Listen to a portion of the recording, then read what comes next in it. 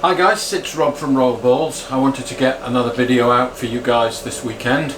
There's been a distinct change in the room, and the title of this video is The Rhythm of the Room. It's a very important phenomenon, and you can see the changes in your snakes throughout the season.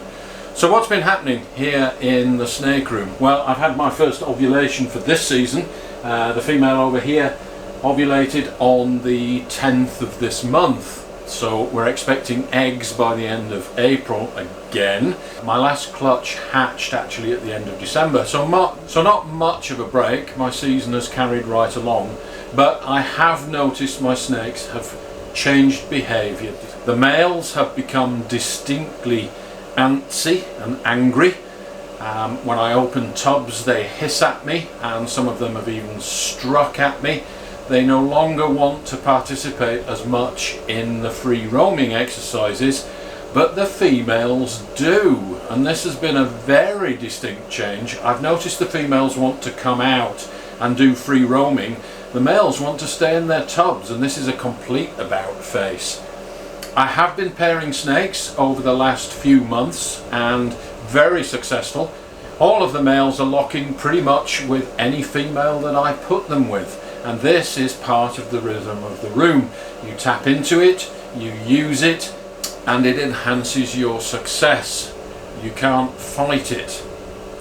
Now, we've talked a lot about free roaming and also handling of snakes, so I'm going to show you now what a difference a seasonal change and a hormonal change makes in our males. It does not matter how much they've been handled before. It does not matter how much you think they enjoy it. I'm going to show you that they actually resent it at this time of year, and you can actually do real harm in just a single handling session with one of your males.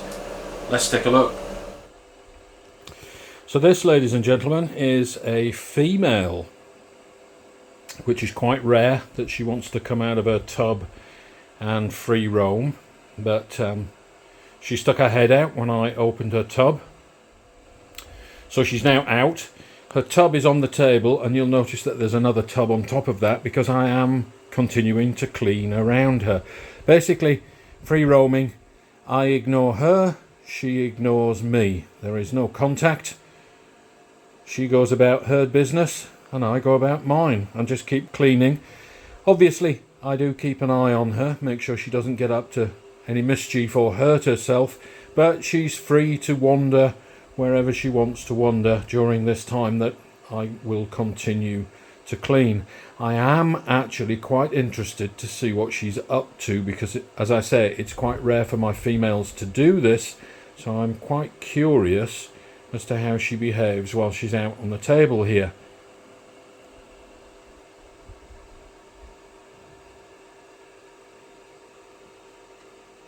So let me carry on cleaning and I'll get back to you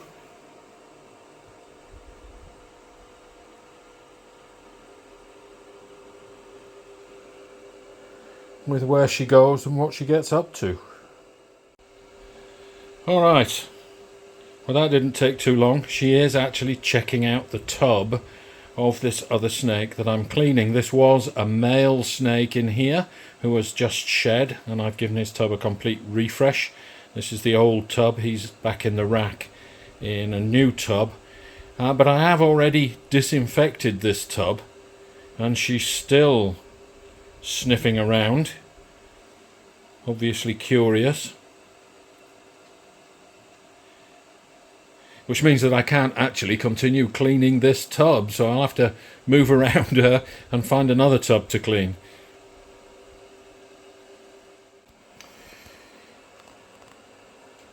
Now, many people will say when their snake sticks its head out of the tub, "Oh, my snake recognizes me, it wants to play with me." That is not what's going on here. The snake is behaving naturally now that it is free roaming, but if I interfere with it, it will stop doing that, and if I try and touch it, it will flinch. So let's just see if she does recognize me. No, she does not want me to interact with her. Which is fine. No reason why she should. It has no benefit to her.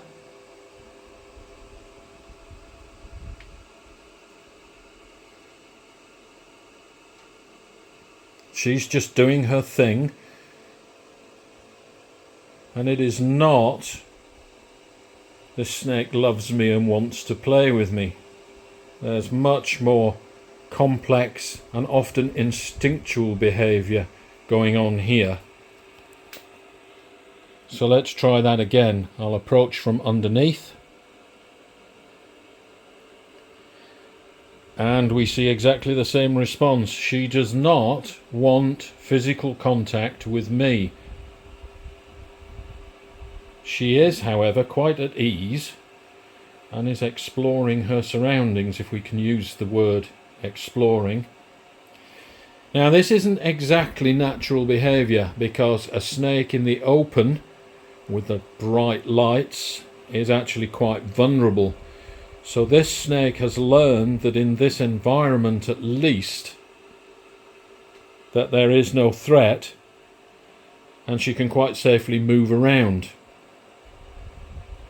That could change if I did something bad to her and she would have to relearn about her surroundings all over again. But what's going on here is that she's comfortable with all the background scents in the room. These are scents that are there every day. Nothing bad happens. She knows them. They're familiar and therefore elicit no response. If some stranger came into the room or something different happened with a new scent, I'm sure she would be on high alert and pay full attention to that new scent. But as long as there's nothing new going on in the room, she's quite comfortable. I am part of the background, part of the furniture, part of the stuff that she doesn't need to worry about. But she does not want to play with me. You'll notice she's gone back into her tub. And with this tub over the top, she feels quite secure. Snakes like to have a roof over their head so that they're not exposed. And that's where she's gone. She's wandered around for a little while. She hasn't used the scent post that the males like to use, but she has gone back into her own tub all by herself. So I'm going to leave her there to see whether that's where she settles, whether that's where she actually wants to be. So I'll carry on cleaning for a while, and I'll report back if she's gone back to sleep underneath this tub that's on top of her own tub. Okay, she's periscoping and still exploring from the safety of her own tub. What I'm going to do is to move this bin, which is full of snake poop and dirty bedding from other snakes. I'm going to move it a little bit closer so that she can get in there if she wants to, just like the other snake from yesterday did. So let's move it here a little bit closer. But she is actually interested in the other rack over here.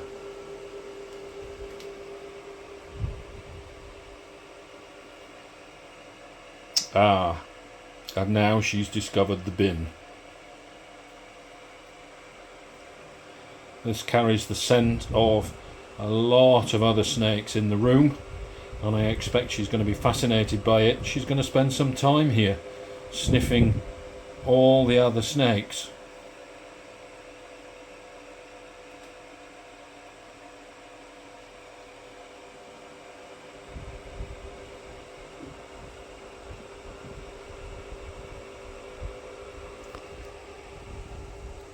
She is going to struggle here getting down because she's bridged the gap and is not holding on with anything other than just her body weight over the top of this tub here. So she's going to fall into here.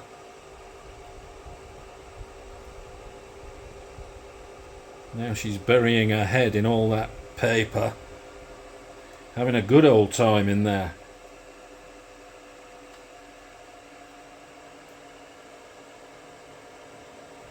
So we let her carry on doing that. So there she is, completely face down in the litter bin full of soiled snake bedding.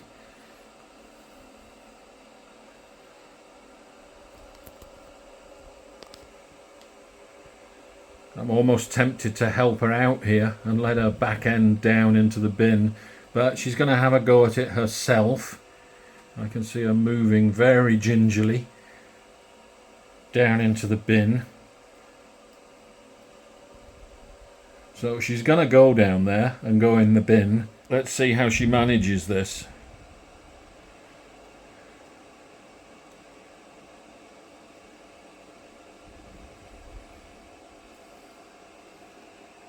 Incredible body strength.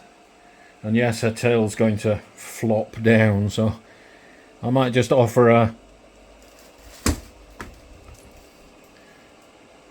Nope. That wasn't such a good move. And there you can see she's dropped down into the bin and disappeared into all that bedding. My goodness, she's buried in there.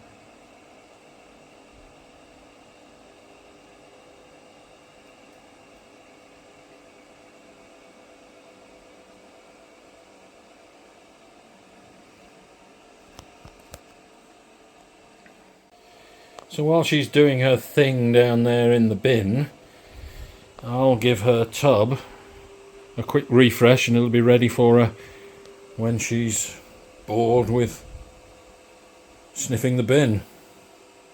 And there she goes, guys, totally buried in the bin, and I'm going to have to dig her out of this smelly bin in a moment and put her back into her tub. But she is quite clearly much more interested in the scent of other snakes in the room than she is interested in interacting with me.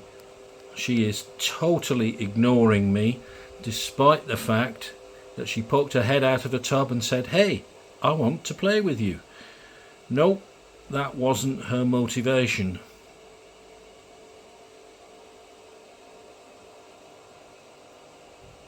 This is incredible.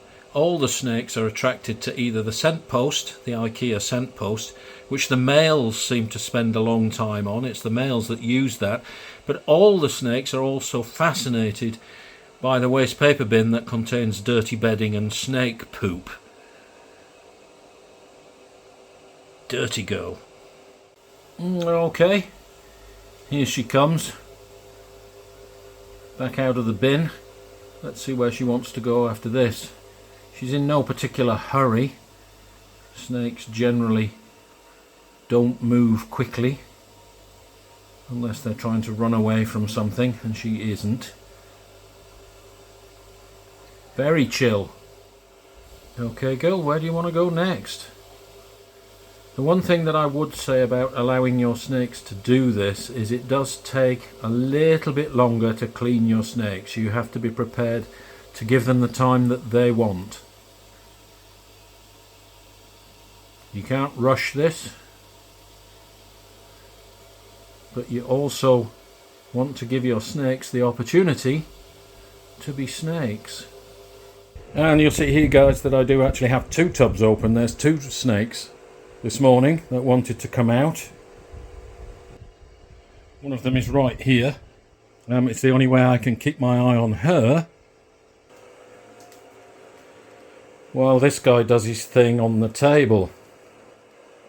Busy morning. I just thought I'd video this, guys. This is a male that has been doing some free roaming, but I don't know whether you can see there, just on the tip of his nose, that shiny patch on the tip of his nose.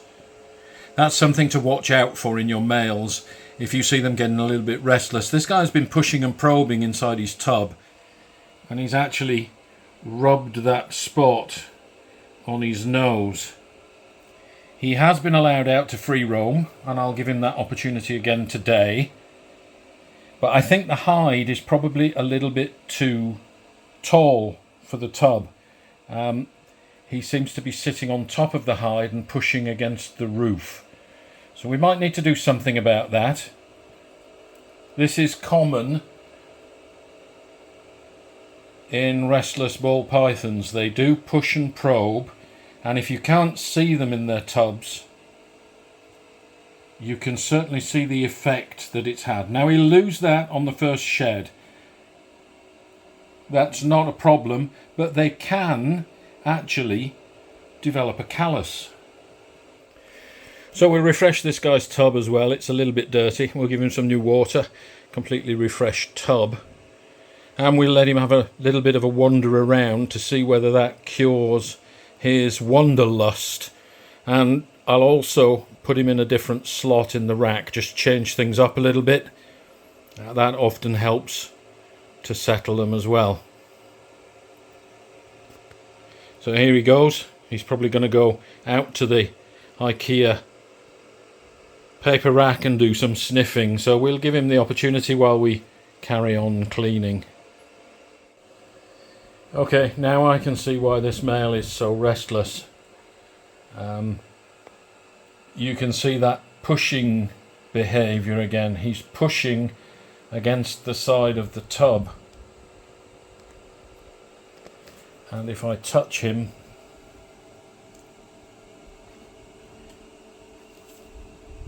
see how he shrugs me off? He is super sensitive to touch right now, and he is shrugging me. He's shrugging the side of the tub. He's doing that typical male breeding behaviour where he just doesn't like to touch anything. He's shoving everything aside. So that's the reason for his pushing and shoving.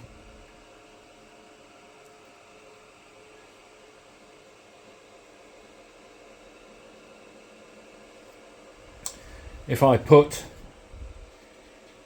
a paper roll in his tub,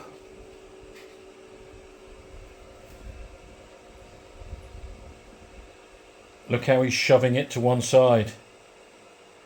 I've said this before about in-tub enrichment. You need to be quite careful. A male in this condition is just going to shove the stuff around inside his tub. That's not enrichment. That's his frustration. His hormones getting the better of him. So we'll just let him have a little wander around. See if we can get him to settle a bit.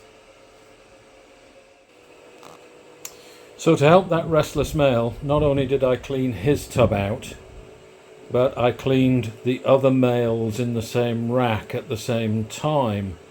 And just as a little experiment, the female that was out earlier around my neck, I've put her into one of the male's dirty tubs. The male is back in the rack in a clean tub, but I put her into the tub that the male has been in, and you'll see there's a shed and everything there. But she doesn't appear to be attracted to that at all. Other males do.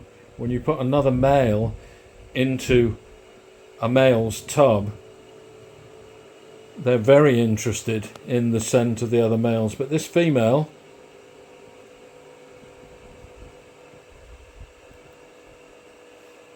they're still moving around and exploring the whole room rather than specifically this male's tub.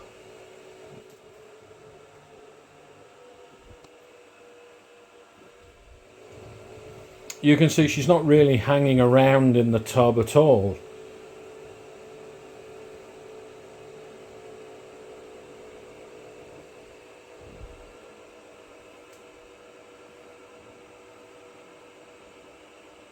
Not really much of an attraction there.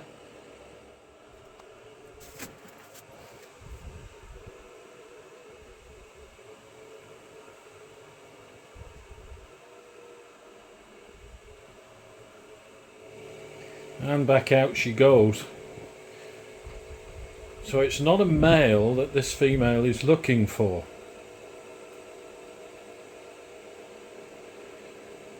The males definitely look for females. The females don't look for males. She's more interested in going off somewhere else. So this boy is getting a little bit of a soak in very, very dilute betadine. I put a couple of drops of betadine liquid into this water. I've changed out his hide because I noticed some of his belly scales were scuffed. The other hide is too tall and has a sharp ridge on it, and I noticed he was scuffing his belly scales from wedging himself in under the roof of the tub on top of the hide. So I've now changed his hide to a softer one. It's a bigger one, he can get inside it easily, but he can also lay on top of it without damaging himself. And I have just rubbed a very small amount of betadine cream onto the paper, so that as he slides over this part of the paper there, the scuffs on his belly will be treated with the betadine. Not enough for him to ingest, not enough to cause any issue, but enough to treat that scuffing on his belly.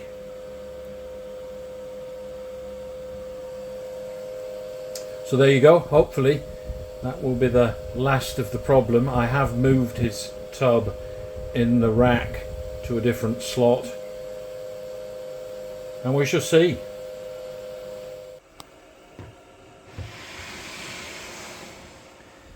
This behaviour, lying on top of the hide rather than inside the hide, seems to be ubiquitous.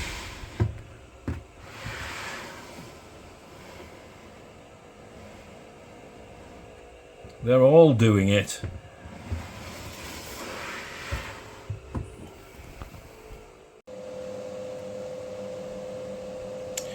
So this girl has completely buried herself in the bin.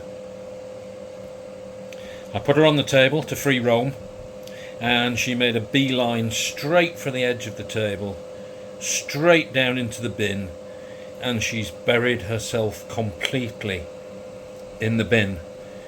I've continued to clean and not paid any attention to this girl at all. She isn't moving from out of the bin. She's found what she's looking for, and she's making full use of the opportunity. So let's carry on cleaning. I am pairing at the moment. I've got a lot of male snakes that are very resentful of intrusion into the tubs. Lots of hissing, lots of strike positions, and some of them have actually lashed out at me.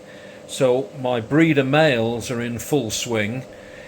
A lot more breeder females are wanting to come out and free roam, and they all do exactly what this girl is doing when they do that.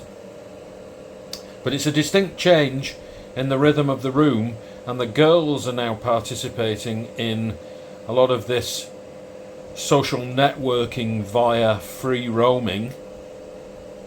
I've also noticed a change in the terrarium girl. She's gone underground, which presumably is in response to the rhythm of the room. She detects it as much as any other snake in the room detects it.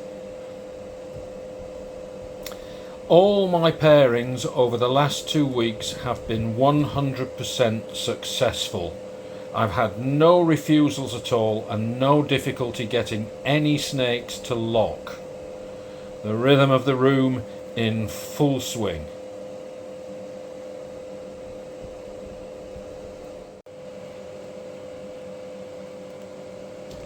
This girl just does not want to come out of the bin. Every so often she'll stick her head up, check out what's going on, and then dive back into the tub and all those delightful smells in there. She's completely burying herself in all of this dirty bedding. Incredible.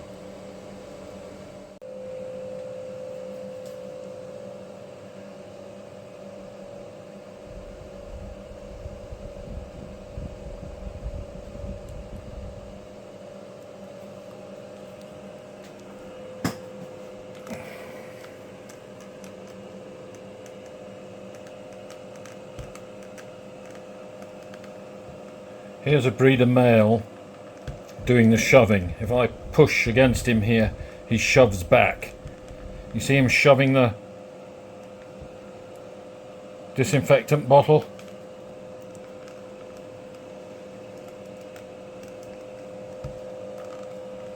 There, he shoves the disinfectant bottle away. If you handle your male snakes at any time during the breeding season, they stop doing that. That is one thing that handling, habituation to touch, will remove.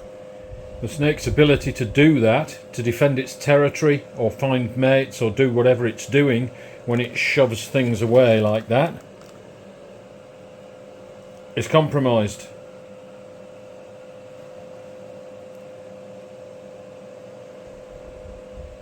You'll find them doing this in their tubs. If you put anything in their tubs, they'll shove it to one side, including the water bowl, and you'll notice it when they're free roaming.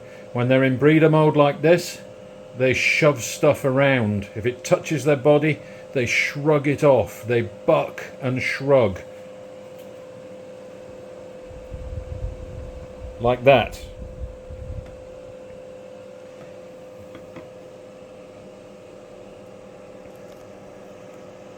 This guy's getting quite agitated again now, but let me demonstrate that again. Whoop, he doesn't like that one bit. So if I touch him, watch him shrug. There he goes, he's shoving my finger away.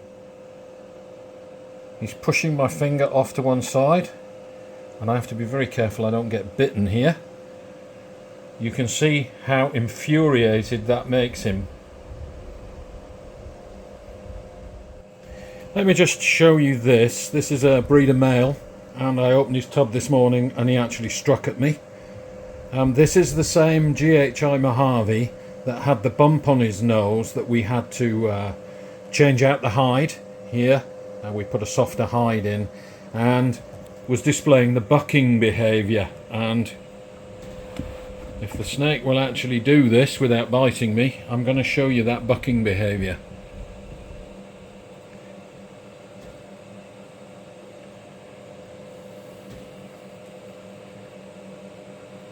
You see how sensitive he is to touch?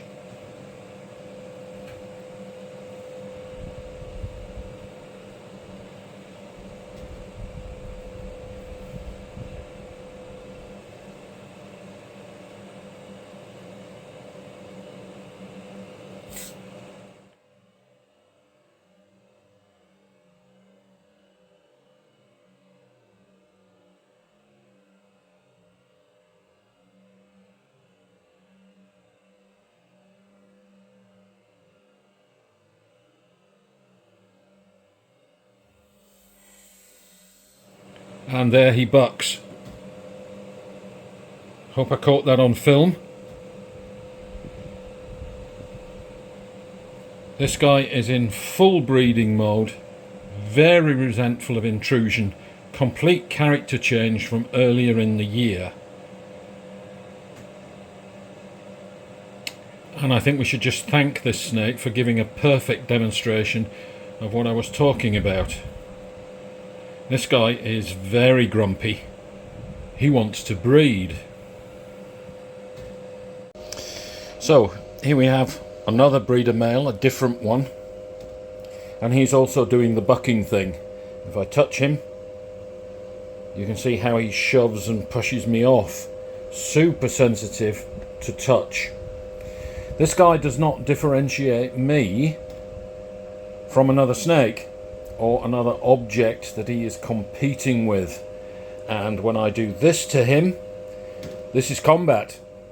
This is snake combat. This is him striving for dominance over me. So what happens if I pick him up? An apparently innocuous move. Well, in snake combat, it's all about dominance. What I have done by picking this male up is I have dominated him. I'm restraining him, I'm pinning him, I am dominant. He has just lost the fight. He is the loser. Good luck with trying to get this male to lock with a female anytime soon. In one unthinking moment, I've induced so much stress into this male that he won't breed. It could take him hours, it could take him days, it could take him weeks to recover. But this handling has just exerted my dominance over this breeder male, and he has just lost the fight. Here's the JHI Mojave male from yesterday. Whoa. I do not want to provoke this snake anymore. I do not want to pick him up and handle him, because as I've just said, that is dominance over this snake. He loses the fight, he doesn't get to breed.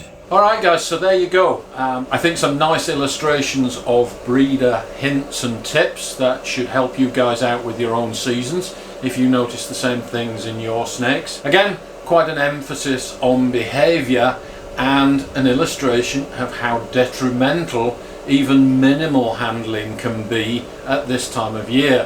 When you're breeding snakes, leave them alone. It's the best thing for them, and it will increase your success. So thanks for watching. Don't forget to share, like and subscribe, and we'll see you next time.